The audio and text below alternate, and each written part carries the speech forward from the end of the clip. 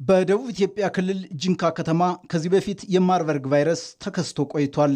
ታዲያ ይህንኑ ቫይረስ ለመግታት ከባለድርሻ አካላት ጋር በመቀናጀት ሲሰራ የቆየው የጤና ሚኒስቴር ዛሬ ባካሄደው መርሃ ግብር ኢትዮጵያ ሙሉ በሙሉ የማርበርግ ቫይረስ በሽታን መቆጣጠር መቻሏን አስታውቋል። ይህ ወረርሽኝ ከሀገራችን ውስጥ ነፃ መሆናችንን እንዲያበስሩልን በክብር ጋብዙልኝ። አመሰግናለሁ።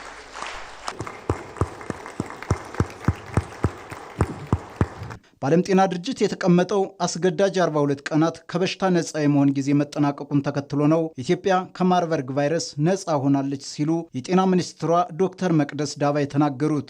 የማርበርግ ቫይረስ ስጋት አገራችን ከደቀነባት አደጋ ወጥተን እንደ ዓለም ጤና ድርጅት እንደ ሀገራችንም የወረርሽኝ ቅኝትና ምላሽ መመሪያ መሰረት በማድረግ የመጨረሻው ታካሚ በላቦራቶሪ ሕክምናው ነፃ መሆኑ ከተረጋገጠበት 42 ተከታታይ ቀናት ማለት ነው ምንም አይነት አዲስ ታካሚ ባለመመዝገቡ ወረርሽኙ በቁጥጥር ስር መዋሉን በይፋ በመናደርግበት በዛሬ ቀን ላይ ደርሰናል።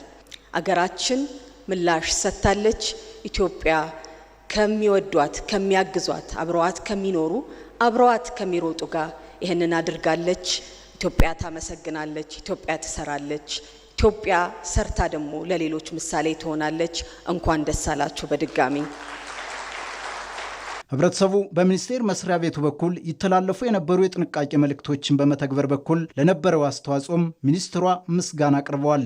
ህብረተሰባችን እንደወትሮ ሁሉ መንግስት የሚስተላልፋቸውን የጥንቃቄ እርምጃዎች መልእክቶች ሳያመነታ ተቀብሎ ተግባራዊ በማድረጉ በሽታውን ለመከላከልና ለመቆጣጠር ያደረግነውን ሀገራዊ ርብርብ የሚተካ ሚና የሌለው መሆኑ ይታወቃል። አስተዋጽኦም ጉልህ ስለነበረ ዛሬ ላይ እንዲህ በጋራ ተሰብስበን የኢትዮጵያ የበሽታ የመከላከል የመቆጣጠር ቅኝትን በጋራ የማድረግ አቅማችንን አይተንበታል። ዋናው ምስጋና ለህዝባችን ነውና ህዝባችንን ከልብ አመስግኑልኝ። በመድረኩ ላይ የተገኙት የህዝብ ተወካዮች ምክር ቤት አፈ ጉባኤ ታገሰ ጫፎ መሰል ቫይረሶችን ለመከላከል መንግስት በትኩረት እየሰራ ስለመሆኑም አንስተዋል። መንግስታችን በጤናው ዘርፍ ላይ የሰጠው ትኩረት አጠናክሮ በመቀጠል ጤናማና አምራች ዜጋ ለመፍጠር ከህዝባችን ጎን ተግቶ ይሰራል። ዘመናዊ የሕክምና ተቋማትና መሰረተ ልማቶችን መገንባት፣ የባለሙያዎችን አቅም ማሳደግ እና የቴክኖሎጂ አጠቃቀምን ማዘመን ቀጣይ ትኩረታችን ነው። ተግዳሮቶችን ሲገጥሙን አንደክምም፣ ይልቁንም ጠንክረን እንወጣለን።